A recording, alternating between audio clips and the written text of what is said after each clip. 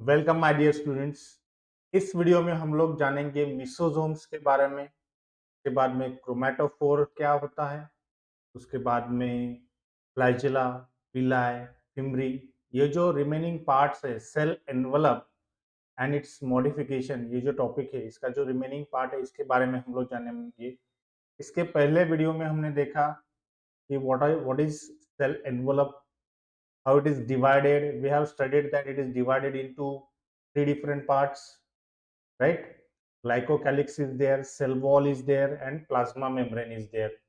Then after that we studied a very interesting fact regarding the staining procedure, that is the gram staining.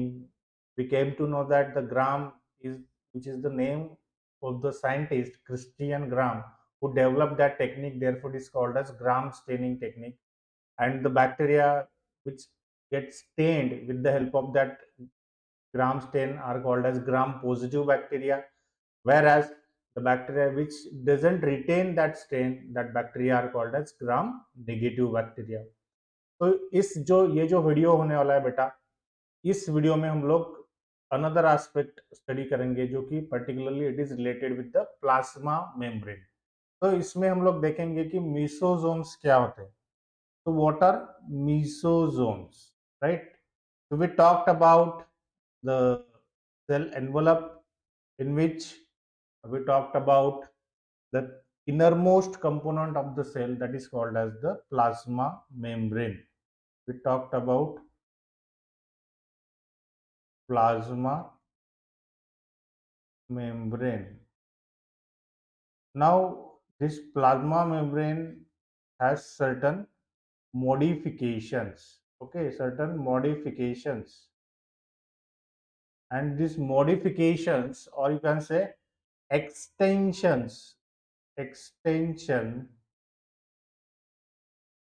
So these modifications or extension of plasma membrane into the cell, मतलब कि cell में जो है वो plasma membrane क्या होता है, वो मॉडिफाई होती है और उसका जो एक्सटेंशन है वो किधर जाता है, इनटू द सेल, मतलब कि साइटोप्लाज्म रीजन में। साइटोप्लाज्म रीजन में मतलब कि क्या, इनसाइड इनटू द सेल। तो मिसोसोम्स क्या होता है बेटा, mesosomes are the extension of the plasma membrane into the cell. मतलब कि अभी यहाँ पर ये जो डायग्राम आप लोग देख रहे हैं, या तो फिर मैं यहाँ पर एक अलग से सिंपल वे में एक डायग्राम आपको दिखाता हूँ। सपोज ये जो बैक्टीरिया है, ये बैक्टीरिया है आपका, तो ये बैक्टीरियल सेल वॉल हो गई, हम लोग सेल वॉल तक ही निकालेंगे। और इसके बाद में इनर मोस्ट जो सेल है वो है जो लेयर है, दैट इज प्लाज्मा मेम्ब्रेन। यहाँ पर आप लोग देखो कि ये जो प्लाज्मा मेम्ब्रेन निकाला है, यहाँ पर मैं कुछ अलग कर रहा हूँ।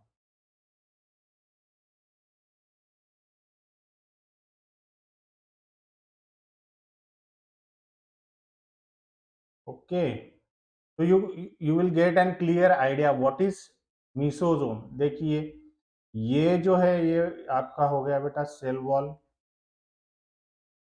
ये हो गया आपका प्लाज्मा मेम्ब्रेन, या तो फिर इसे सेल मेम्ब्रेन भी कहेंगे।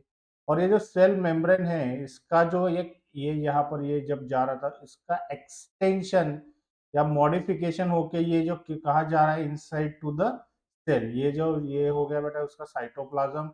यहाँ पर कहा तो भी उसका बैक्टीरियल क्रोमोसोम होगा, यहाँ पर सपोज प्लाज्मिड होगा। तो ये जो एक्सटेंशन होता है बेटा, ये एक्सटेंशन को हम लोग कहते हैं मिसोजोम्स। तो बात आ गई समझ में। What are mesosomes? Mesosome they are the modifications, it is a part of the plasma membrane. Do remember this thing, it is the part of the plasma membrane, or particularly talking it is the extension of plasma membrane into the cell. Okay, cell में जो है उसका जो additional जो extension जाता है उसे हम लोग कहेंगे मीसोजोम। और ये कहाँ पर प्रेजेंट होता है? Generally it is present in the prokaryotic cell. Prokaryotic cell में ही ये मीसोजोम जो होते हैं वो प्रेजेंट होते हैं। ओके, तो इसका there are different functions of the mesosomes. अभी आप लोग हम लोग स्ट्रक्चर पहले देख लेते कि ये जो मीसोजोम्स होते हैं उसमें थ्री कंपोनेंट्स होते हैं बेटा। कौन से थ्री कंपोनेंट्स होते हैं देखिएंगे हम लोग। I will take the different colour. एक जो कंपोनेंट होता है यहाँ पर हम लोग देखेंगे, होता है बेटा वेसिकल्स। आप लोग यहाँ पर देख सकते हैं, ये जो है बेटा ये सेल वॉल हो गया, and inside to that this is the plasma membrane. अभी ये प्लाज्मा मेम्ब्रेन का if you carefully observe this plasma membrane, then this plasma membrane is going like this. From here it start to get enter into the cell. Okay, so this is all the cellular lesion or cytoplasm, you can say cytoplasm, or inside of cell. Okay, ये जो हो गया inside of cell हो गया। तो यहाँ पर देखो ये प्लाज्मा मेम्ब्रेन जो सीधी जा रहा था, that again get modified, it get extended and it get extended like this. Okay, यहाँ पर उसका अभी सर्टन यू कैन से foldings, in foldings of the plasma membrane वहाँ पर हम लोग देख सकते हैं। तो उसमें जो 3 कंपोनेंट्स होते हैं, उसमें का जो पहला कंपोनेंट है पता, ये होता है वेसिकल। अभी वेसिकल के बारे में हम लोग अगर देखेंगे तो they are what, they are round. Okay, they are round and spherical. Round या तो फिर हम लोग कहेंगे स्पेरिकल, स्पेरिकल हो गए, सर्कुलर स्ट्रक्चर हो गए। जो सर्कुलर और स्पेरिकल स्ट्रक्चर्स होते हैं उसे हम लोग कहेंगे वेसिकल्स। ओके, ये तो हो गया पहला पार्ट। दूसरा हो गया बेटा, दूसरा जो पार्ट है उसका वो है ट्यूब्यूल्स। ट्यूब्यूल्स हम लोग देख सकते हैं, डायग्राम में भी देख सकते हैं। ये हो गया दूसरा बेटा ट्यूब्यूल्स। ट्यूब्यूल्स मतलब कि क्या, ये देखो यहाँ पर आप लोग अगर ट्यूब्यूल को देखेंगे, tubule is what, tubule is elongated structure extending, this structure is called as, this structure is called as tubule. So tubule, why it is given the name as a tubule, because it looks like the tube, it looks like tube like structure is there, therefore it is called as tubule. And the third structure is your lamellae. Third structure is your lamellae. Okay, so lamellae. So lamellae are, it is a plasma membrane plates. What is this? Plasma membrane plates or plasma membrane plates. Lamellae मतलब कि क्या बेटा, ये जो lipid bilayer का होता है, ये इसे हम लोग कहेंगे लैमिली, एक lamellae. Okay, so this mesosome composed of these 3 different parts: vesicles, tubules and lamellae. Always remember what is mesosome. It is a part of the plasma membrane. It is the extension of the plasma membrane. It helps or in the different function it is having, that we will see. Then it is having 3 different parts: vesicles, tubules and lamellae. So let us move forward. We'll see afterward we will see this. Okay, so we'll see the function of mesosomes. What are the different functions of mesosome? Functions of mesosomes. So here the first function of mesosome is cell wall formation. See, the first function of mesosome is cell wall formation. मतलब कि जो mesosomes होते हैं, it is a part of the plasma membrane and it helps in the formation of cell wall, जो कि middle part है।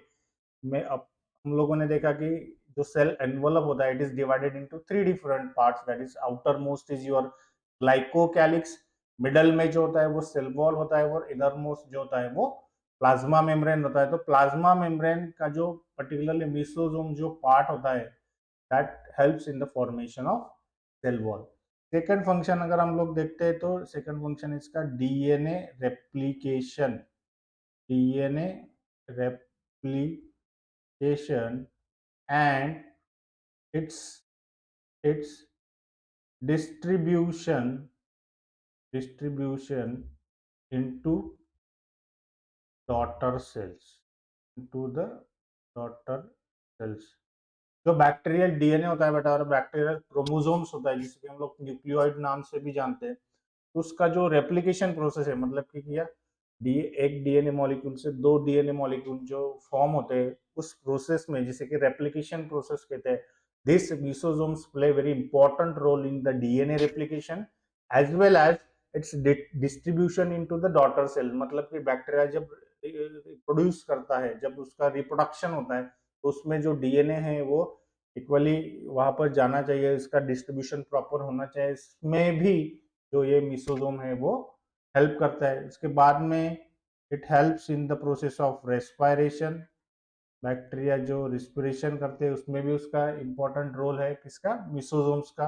It helps in the secretion also, so secretion of certain enzymes, molecules और certain metabolites जो secrete करते हैं।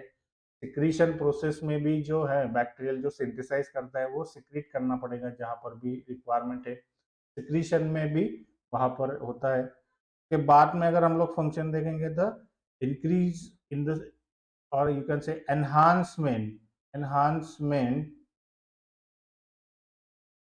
In the surface area, surface area of plasma membrane, okay, enhancement in the surface area of the plasma membrane। अब आप लोग अगर यहाँ पर देखेंगे तो यहाँ पर प्लाज्मा मेम्ब्रेन जो है, यहाँ से यहाँ पर अगर जाती, ये यहाँ पर अगर इससे जाती, ये कनेक्ट होता, तो सरफेस एरिया इतना नहीं पड़ता, लेकिन यहाँ से वो स्टार्ट होके लॉट ऑफ डिफरेंट फोल्ड्स लेके वो फिर यहाँ पर आई है।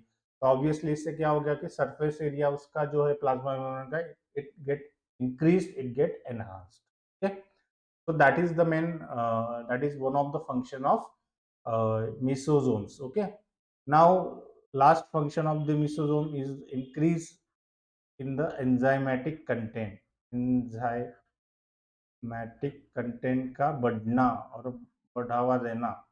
मतलब कि जो एंजाइम्स होते हैं, मोस्टली जो एंजाइम्स होते हैं वो प्रोटीन्स होते हैं बेटा। Almost I use the word almost, not all the enzymes are proteins but almost all the enzymes are proteins जो होते हैं। तो प्रोटीन एनहांसमेंट में भी मिसोसोम्स का ये यूज होता है। तो ये तो हो गया बेटा मिसोसोम्स के बारे में।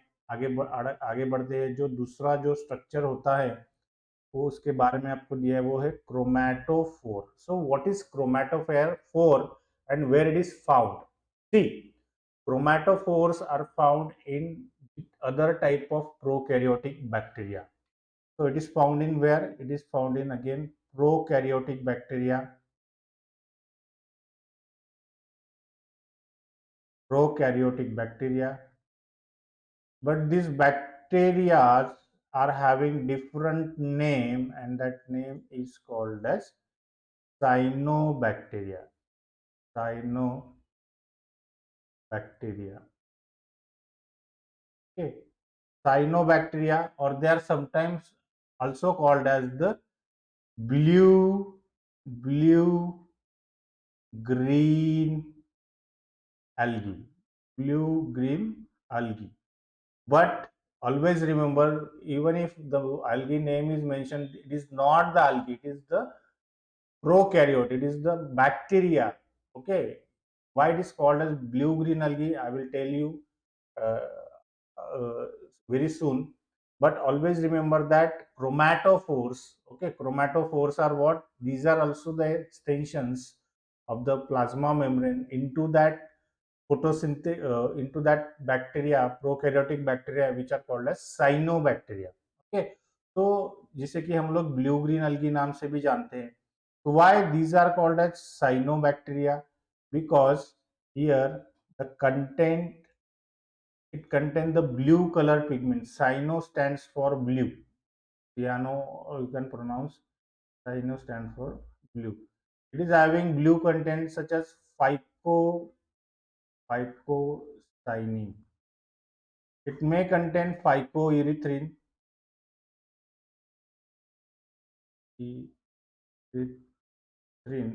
but main content here is the phycocyanin।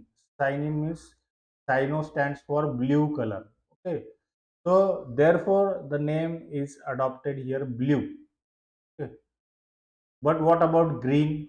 Obviously, along with this phycocyanin pigment, they also contain the chlorophyll pigment। Chlorophyll pigment is also there। Okay, So this cyano means blue colored and chlorophyll containing bacteria. So see, you can see here now they contain the pigments like chlorophyll, phycocyanin, particularly talking about chlorophyll, which makes that bacteria autotrophic. So these bacteria are what? These bacteria are autotrophic bacteria. Autotrophic bacteria. Autotrophic bacteria means what? Or you can also say that these are the photosynthetic bacteria. So let me erase this.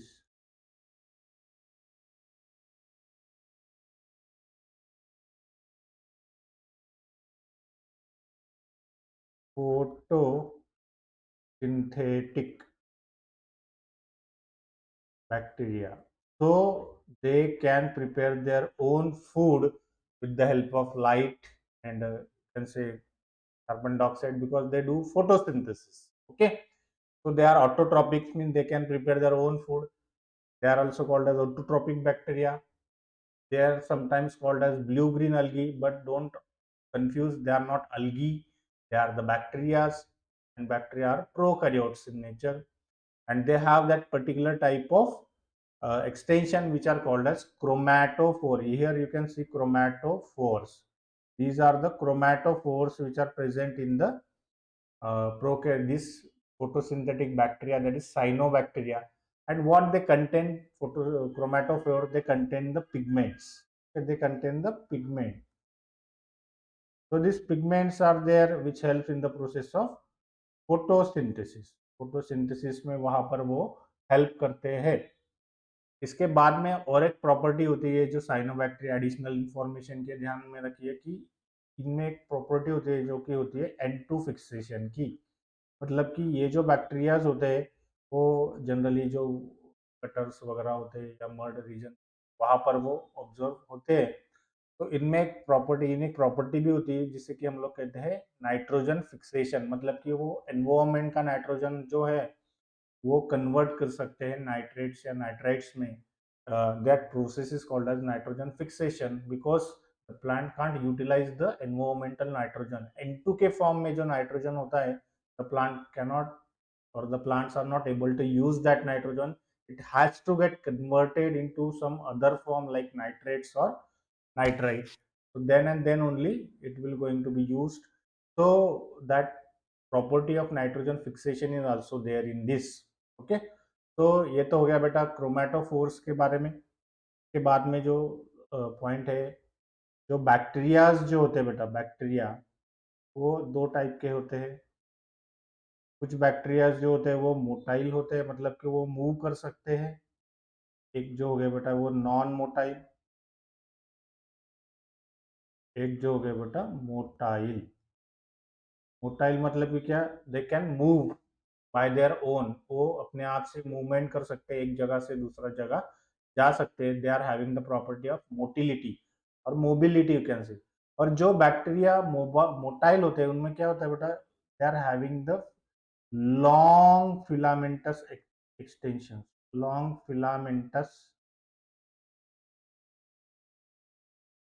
extensions, long filamentous extensions, which are called as flagella, which are called as flagella. क्या कहते हैं बेटा उसे, flagella.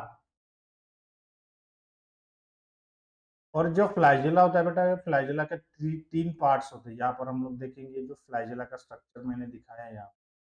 ये flagella जो होता है उसमें तीन स्ट्रक्चर होते हैं. पहला जो होता है बेटा वो होता है basal body. Basal body is the first structure.